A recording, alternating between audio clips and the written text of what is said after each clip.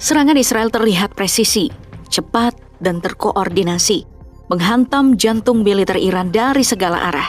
Tapi kenyataannya, sebagian besar rudal justru menghantam area kosong, yakni struktur tiruan dan panas buatan yang dirancang menyerupai aktivitas reaktor. Iran tahu satu hal penting, musuh melihat dari langit. Mereka tahu Israel itu bergantung pada pengintaian satelit, dan di sanalah jebakan dipasang. Citra panas buatan, aktivitas palsu, pergerakan kendaraan militer yang sengaja dipertontonkan. Sementara itu, aset-aset penting dipindahkan, disembunyikan di balik tanah dan bayangan.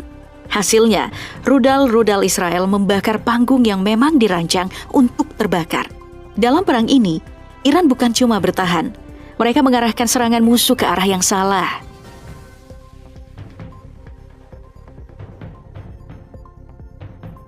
Iran tak lagi menunggu, mereka membalas bertubi-tubi.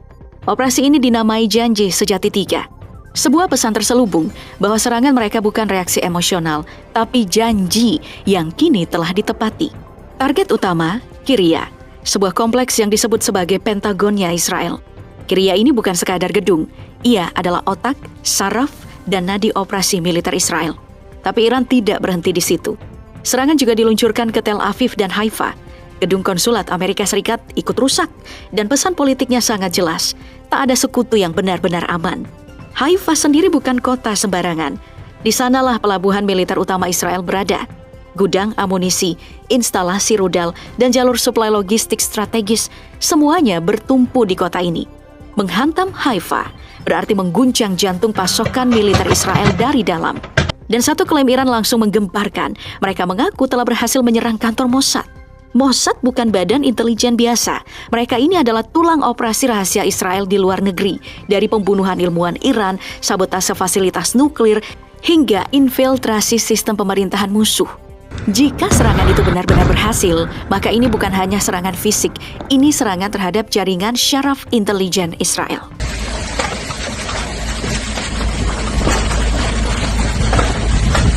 Tapi di sini menariknya, selama bertahun-tahun, Iron Dome dianggap perisai langit yang tak tertembus. Sistem pertahanan tercanggih di kawasan, mampu mencegat roket dan rudal sebelum menyentuh tanah. Tapi kali ini, Israel bukan cuma diserang, tapi juga dibuat kewalahan. Dan di sini strateginya. Iran tidak mengandalkan satu jenis senjata. Mereka menciptakan badai bertingkat. 100 lebih drone Shahid dilepaskan lebih dulu, mengganggu radar, memancing perhatian, memberi tekanan terus-menerus tanpa jeda. Lalu, disusul rudal balistik model lama. Bukan untuk menghancurkan, tapi untuk membanjiri sistem pertahanan.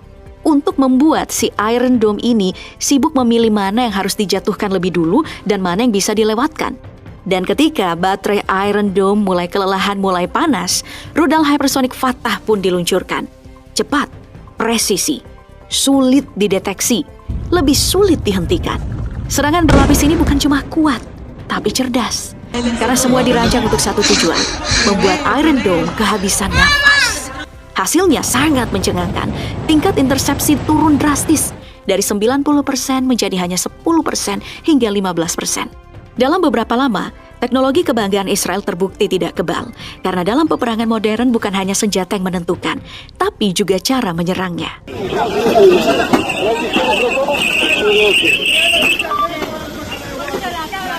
Di balik dentuman rudal dan strategi militer ada satu hal yang tak bisa disangkal, korban jiwa. Di Iran, 224 orang tewas, lebih dari 1.400 luka-luka. Di Israel, sekitar 24 orang tewas hingga 590 orang terluka. Bangunan hancur, rumah sakit kewalahan, listrik padam, kota-kota lumpuh sejenak. Warga pun mengungsi. Tapi lebih dari infrastruktur yang benar-benar hancur itu adalah rasa aman. Kini, baik Iran maupun Israel tahu mereka bisa diserang kapan saja dan selalu bisa bertahan.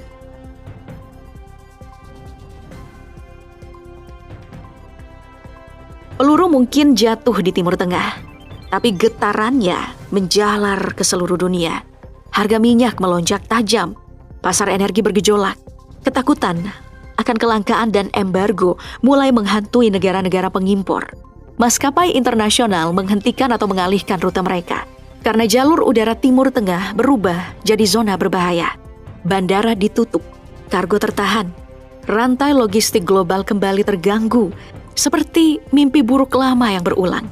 Dan di sisi lain, ekonomi dunia mulai terbatuk, inflasi mengintai, harga bahan pokok melonjak.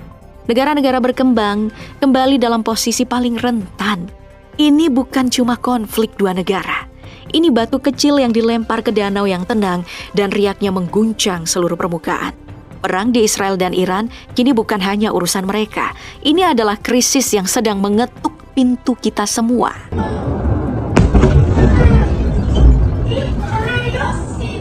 Ketika dua negara mulai saling menghancurkan, dunia tidak hanya bisa berdiri dan menonton. Presiden, jenderal, dan pemimpin dunia mulai angkat suara. Mereka tak lagi bicara soal perdamaian. Mereka mulai menyebut satu kalimat yang tak ingin kita dengar.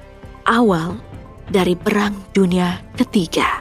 Skenarionya, kedua negara akan terus saling menyerang.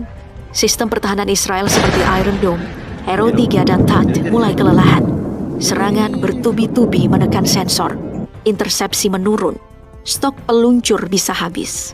Dan ketika itu terjadi, rudal besar Iran seperti Emad bisa masuk tanpa perlawanan. Iran pun mulai mengarahkannya ke wilayah perkotaan.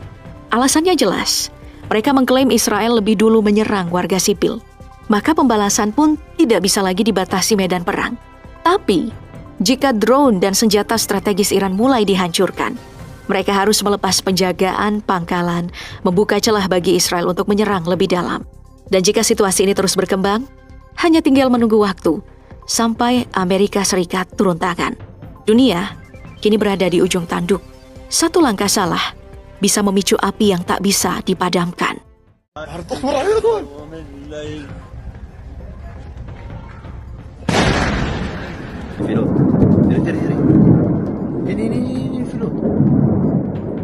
Tidak ada suara deklarasi perang, hanya ledakan di kejauhan dan tubuh-tubuh yang tak sempat menyelamatkan diri. Di balik layar diplomasi, dua negara ini sudah lama saling membidik. Iran dan Israel bukan sedang menuju perang, mereka sudah ada di dalamnya. Serangan demi serangan menyasar jantung strategis masing-masing, fasilitas nuklir, markas intelijen, pangkalan militer. Selamat datang di konflik yang tak lagi bisa disembunyikan. Mari kita sama-sama menghela nafas, karena ini bukan cerita tentang dua negara.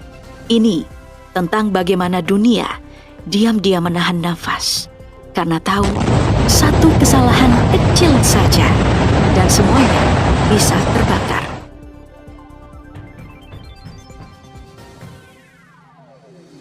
Tapi untuk memahami kenapa semua bisa meledak, kita harus mundur sedikit ke belakang, ke satu ketakutan terbesar yang selama puluhan tahun menghantui Israel.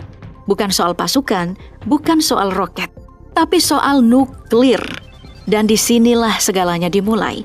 Israel mungkin tak pernah mengaku secara resmi, tapi dunia tahu mereka punya senjata nuklir. Senjata pamungkas yang memberi keunggulan mutlak di kawasan. Dan ketika Iran mulai membangun fasilitas nuklir, perlombaan senyap itu berubah jadi ancaman nyata. Bagi Israel ini bukan cuma kekhawatiran, ini adalah mimpi buruk yang tak boleh jadi kenyataan. Maka mereka pun menyerang. Diam-diam, terukur, tapi mematikan.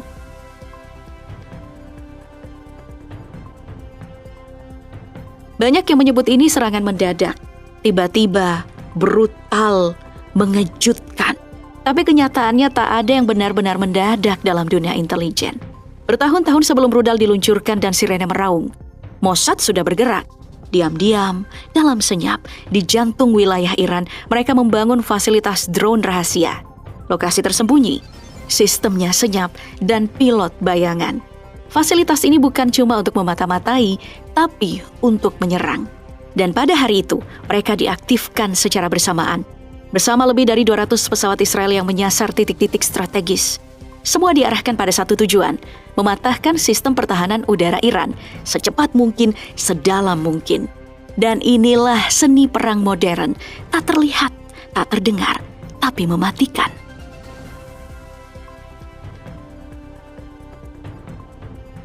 Ketika Israel melancarkan serangannya, ini bukan sekadar operasi militer. Ini adalah peta kehancuran yang dirancang dengan presisi. Wilayah barat laut Iran jadi titik benturan pertama. Langit di sana mendadak berubah jadi medan tempur. Komandan militer jadi buruan. Situs-situs nuklir diserang secara simultan. Rudal permukaan ke permukaan dilumpuhkan sebelum sempat diluncurkan. Tapi, di balik dentuman itu, ada hal yang lebih dalam dari sekadar perang teknologi.